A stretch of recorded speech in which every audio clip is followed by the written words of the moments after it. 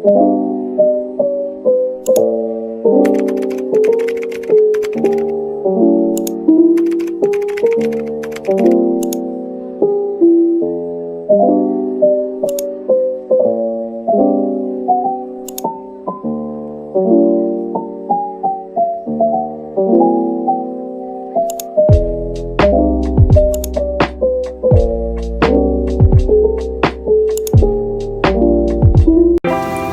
my name is Zaniar Salsabila Nurfauzan. So let's talk about what is exactly time management actually means. According to the Oxford Dictionary, time management is the ability to use one's time effectively or productively. But what I see about time management is basically four things: reduce, prioritize, plan, and execute. Reducing first and most important step, because in order to do what's most important to you, you have to avoid wasting your time to what's not important to you. You don't actually have to do 100% of all available tasks at 100 perfection in order to reach the goal you desire.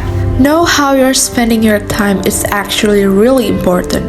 You have to track what you're actually spending your time on to reveal any areas or habits that are blocking you from reaching your goals. Start with a time check: how many hours you're productive in a day versus how much time you're spending on non-work related activities.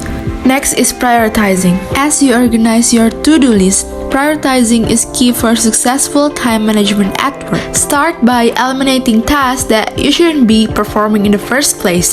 Then identify the 3 or 4 most important tasks and do those first.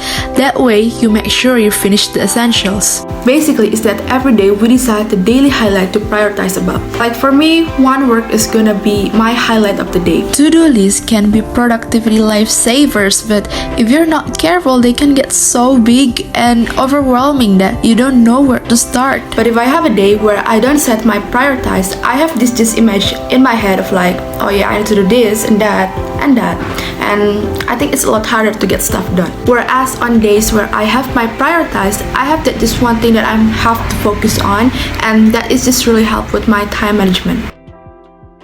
What I always do is first make a list of everything you want to get done in a day or a week or a month or a year or 100 year. I just love this method. It makes me feel a lot less anxious to know how the day will go, and if I cannot finish it, then I have to know I have to go back to the step 1, which is reducing. Making and following a task schedule reduces anxiety. As you check off items on your to-do list, you can see that you are making tangible progress. This helps you avoid feeling stressed out with worry about whether you're getting things done. Last step is executing.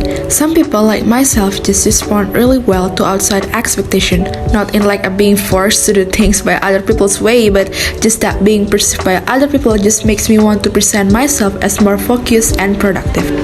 Sitting in a coffee shop just kind of makes me stay focused, and of course getting started is the hardest part, but imagine if every single day for the next year you execute consistently. The one most important thing to do that day, you make a lot of progress, and it will just be absolutely game changing. Set goals that are achievable and measurable. Use the SMART method when setting goals. In essence, make sure the goals you set are specific, measurable, attainable, relevant, and timely. It's very easy for us to feel dissatisfied what we have accomplished, but like at the end of the day, it's like, oh yeah, I study one subject today, but I could have studied 3 subjects. What's wrong with me? Such a waste, girl. And kind of internally beating ourselves up about this. But one thing I've started to kind of tell myself is that I can choose to be satisfied at the end of the day. Like I was planning to study 3 subjects in a day, but I didn't get around to doing those. That's fine. I study 1 subject. I can choose to be satisfied with what I've done, and that's all good. It doesn't change how much study I've done by me blaming myself about it. It just